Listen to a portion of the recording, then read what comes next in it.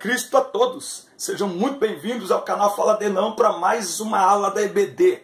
O que você vai encontrar aqui? Comentários para ajudar na sua aula, para a capacitação do professor, dos veteranos, daqueles que estão chegando agora, para uma melhor compreensão da aula. Você vai encontrar aqui também grupos no WhatsApp, onde temos professores de todo o Brasil e do exterior, onde compartilhamos conhecimento, fotos, vídeos e material relacionados à EBD. Você vai encontrar aqui também o material em PDF. Eu escrevo assim, ó, no papel, que eu gosto de escrever ainda à mão, mas eu digito tudo, tá certo? E salvo em PDF e mando para você distribuir para outros professores, para os seus alunos. Isso cria uma maior interatividade com a aula e algo extraordinário. Todas as aulas a partir de hoje terão dinâmicas, isso mesmo, dinâmicas que ajudam na melhor compreensão do ensino. Afinal de contas, não basta só falar, muitas vezes é preciso mostrar para que as pessoas compreendam melhor, tá certo? Vamos então a mais uma aula da EBD. Roda a vinheta.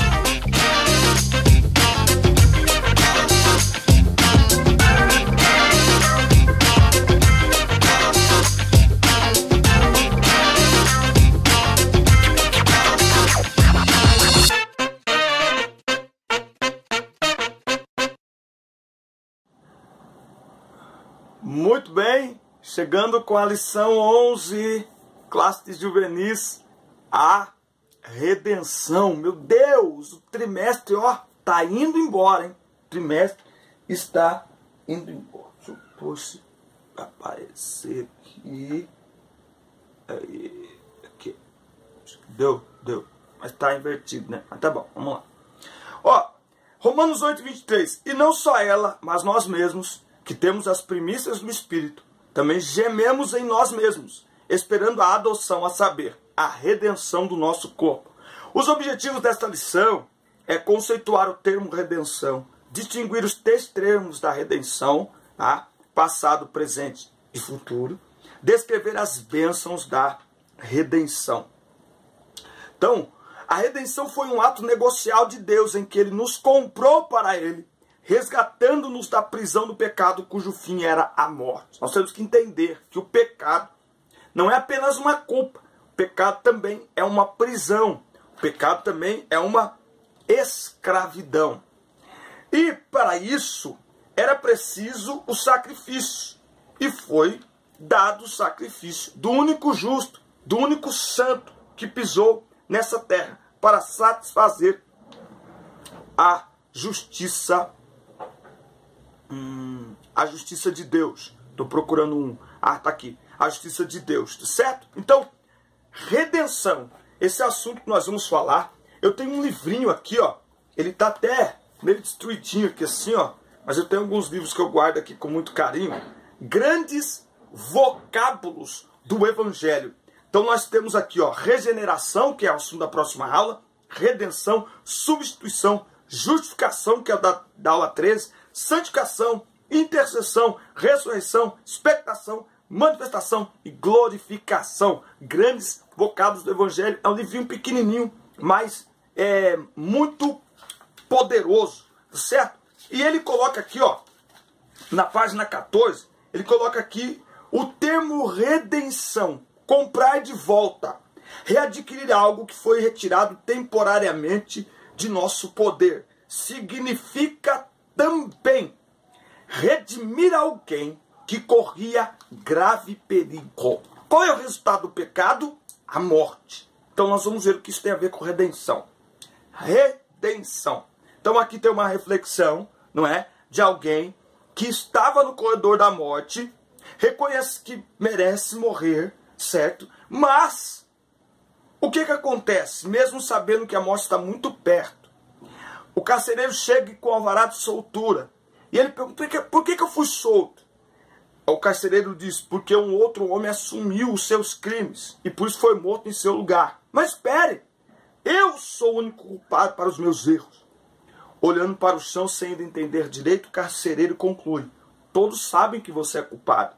Mas como o juiz aceitou a condenação do outro, você agora está livre. Não há mais nenhuma condenação. Romanos 8:1, nenhuma condenação há para os que estão em Cristo Jesus. O que é redenção? É o ato soberano de Deus, através do qual Ele pagou o preço de nosso pecado no Calvário, como efeito retroativo por toda a humanidade. Então, redenção é como um documento de libertação de escravo, uma carta de alforria. Os homens precisam apresentar 2 requisitos: arrependimento e fé, sem os quais o dom gratuito da salvação de Deus não será recebido. Então, a redenção é sermos libertados da escravidão do pecado. A redenção é o preço pago por Jesus Cristo para sermos libertos do pecado. Qual é a força da redenção? A força da redenção, ela tem efeito retroativo. Ela alcança todos os seres humanos. Por isso que a salvação de todos os homens depende da morte de Jesus na cruz do Calvário. O sangue de mais de 1 bilhão de animais foram sacrificados, segundo a estimativa de estudiosos, ao longo da história de Israel, mas não é suficiente para salvar ninguém. Mas o sacrifício do Cordeiro de Deus, que é Cristo, ele é suficiente para salvar todos os homens em todos os tempos. Eu gosto muito de ler Romanos para mostrar a prisão que o pecado provoca e a libertação que Cristo nos garantiu na cruz. Romanos capítulo 6, versículo 11. Assim, desta maneira, considerai-vos mortos para o pecado, mas vivos para Deus em Cristo Jesus. Portanto, não permitais que o pecado domine vosso corpo mortal. Nós que agora aceitamos a Cristo, nós que agora temos Cristo na nossa vida, nós podemos resistir ao pecado. Por quê? Porque agora nós estamos debaixo da lei, não da graça. Olha o que ele diz aqui, ó. Não permite que o pecado domine vosso corpo mortal. Quem não tem Jesus está sob o domínio do pecado, forçando-vos a obedecer das suas vontades. Tampouco entregais os membros do vosso corpo ao pecado. Ou seja, não permita que o pecado lhe domine, nem pratique o pecado por vontade própria mais, como instrumentos de iniquidade. Antes, consagrai-vos a Deus com quem fostes levantados da morte para a vida, e ofereçais os vossos membros do corpo a Ele, como instrumentos de justiça.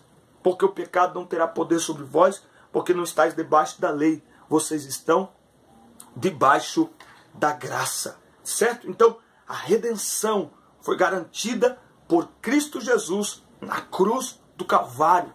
Ele, com seu sangue, pagou o preço para nos libertar da escravidão, das garras do pecado. O preço da redenção. Qual seria o preço? Quem poderia pagar? Preço de sangue.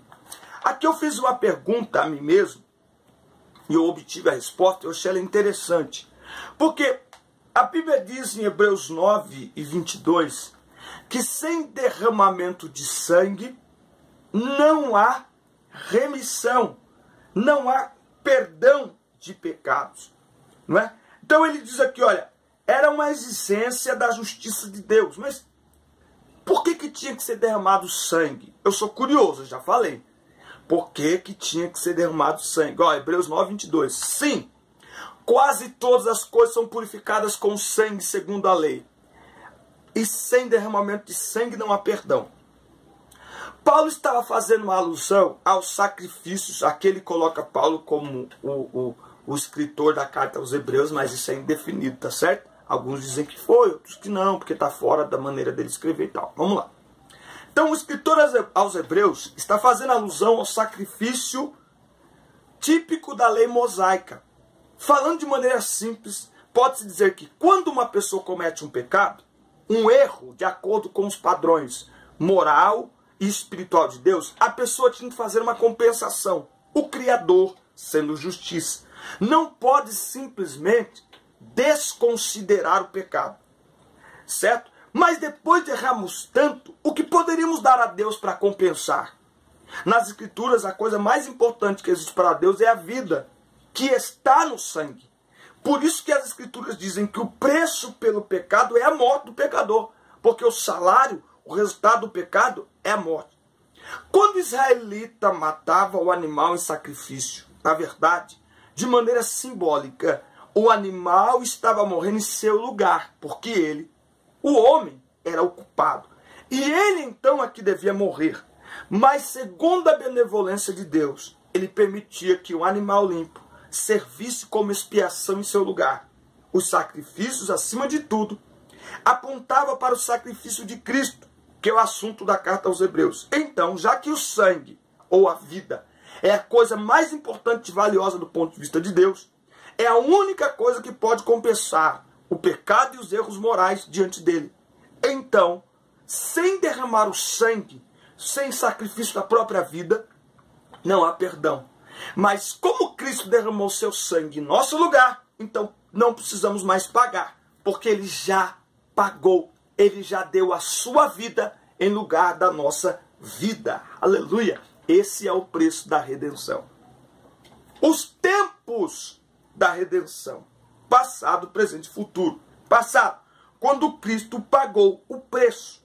Ali, ele nos comprou para Deus. Podemos ler isso em Apocalipse, capítulo 5, e versículo 9. Tu és digno de tomar o livro e abrir seus selos, porque foste morto, e com seu sangue compraste para Deus homens de toda tribo, língua, povo e nação. A Bíblia também diz, não fostes comprado, 1 Pedro 1, 18 a 19, com ouro, prata ou pedras preciosas, mas com o precioso sangue de Cristo. 1 Coríntios 6, não sabeis vós que fostes comprado por bom preço. Então nós somos comprados por Cristo no Calvário. Lá ele pagou o preço para nos resgatar da escravidão, da condenação, da culpa do pecado. A redenção também é presente. Disse a Jesus, Senhor, lembra-te de mim quando entrares no teu reino.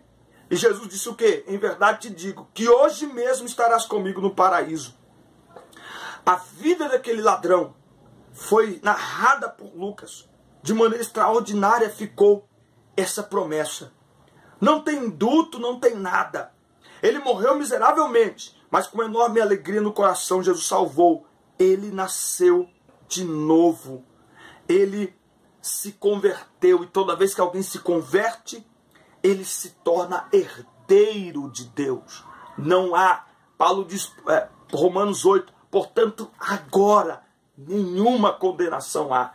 Pela fé, com o arrependimento de seus pecados, a conversão do ser humano, esteja em que situação estiver, ela promove de uma situação de condenado a salvo. Mas como? Um ladrão, um malfeitor, como alguém? Isso é amor.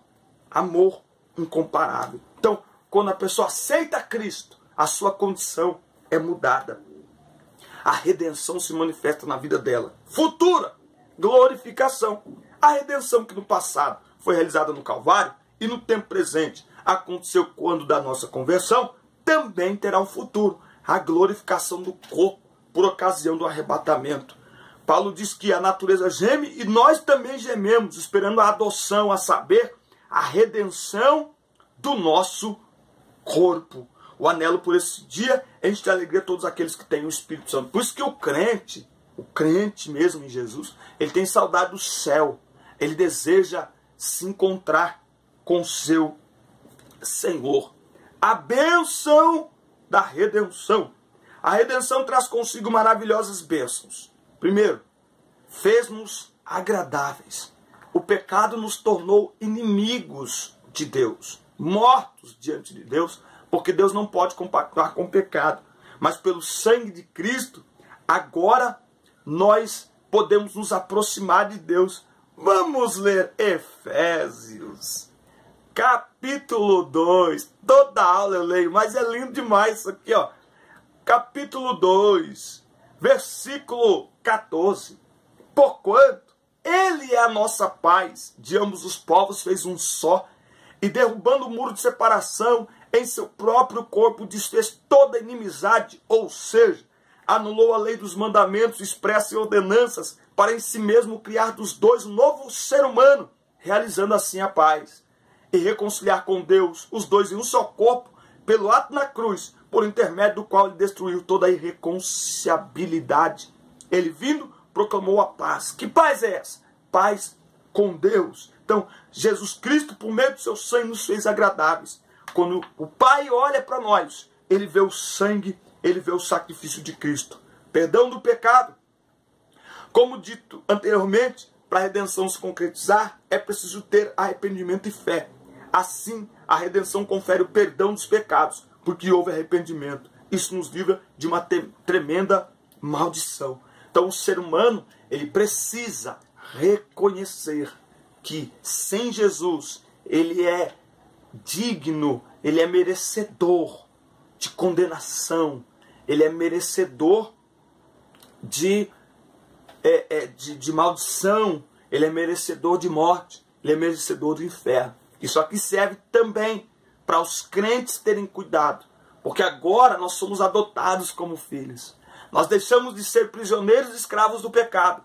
E Deus mandou o seu Filho para pagar o preço para nos redimir e nos adotou como filhos.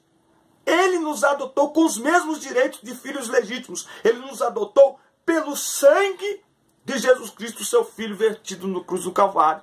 Então nós não éramos merecedores. Eu não gosto de crentes, eu não valho nada, nós não éramos. Agora nós somos filhos. Nós não tínhamos alcançado a misericórdia, agora nós alcançamos. Por isso que a Bíblia diz: chegue com confiança diante do trono da graça, a fim de ser atendido em tempo oportuno.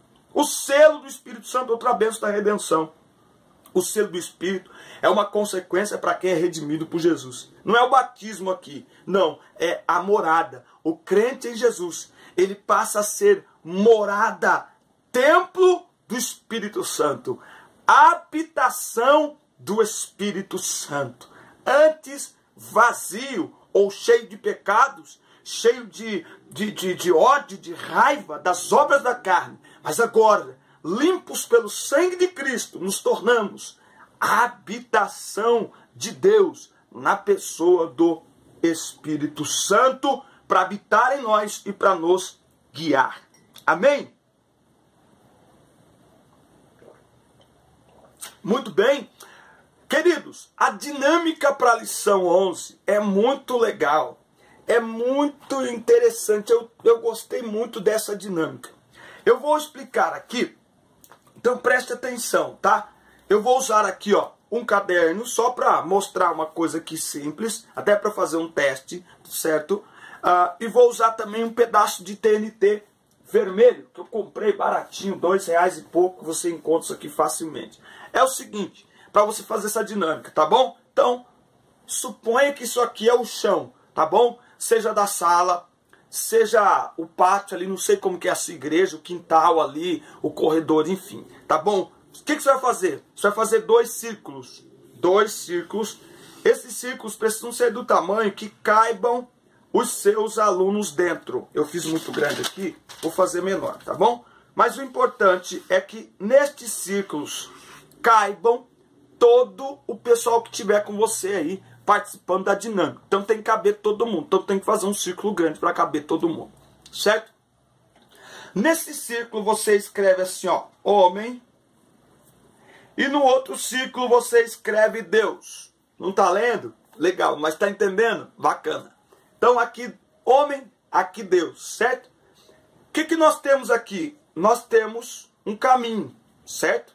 Nós temos um caminho que você pode também fazer aqui, como se fosse uma ponte, certo? Aqui nesse caminho, no chão mesmo, você faz no chão, tá? Você escreve assim, pecador, certo? Bom, primeira referência bíblica, Romanos 3:23. Porque todos pecaram e destituídos, separados, distantes estão da presença de Deus. O pecado nos afasta de Deus, certo? Então, mas o que aconteceu? Deus enviou o seu Filho, João 3:16. E Jesus veio para nos reaproximar de Deus. De que maneira? Com a redenção, pagando o preço da justiça de Deus, derramando o seu próprio sangue, entregando a sua própria vida para pagar o preço e nos resgatar da maldição, da condenação, da escravidão do pecado. Nessa hora, o que você vai fazer? Você vai pegar o TNT e vai colocar o TNT em cima desse caminho aqui, que está escrito pecado, tá certo? Então, olha, antes nós estávamos afastados de Deus, mas porque Cristo derramou o seu sangue, agora nós podemos nos aproximar dele novamente. Nessa hora, você pede que os alunos que estão aqui, nesse círculo escrito homem, passem por cima do TNT e se dirijam ao círculo onde está escrito Deus, tá certo? É bem didático e eles vão entender. Sem Cristo estávamos afastados de Deus por causa do pecado, mas por causa do sangue de Cristo, agora nós nos reaproximamos de Deus novamente por meio da cruz. Amém? Pessoal, um abraço. Essa foi a nossa aula 11. Fique na paz, assista, curta, compartilhe, mande para todo mundo. Até a próxima aula. Valeu. Deus abençoe.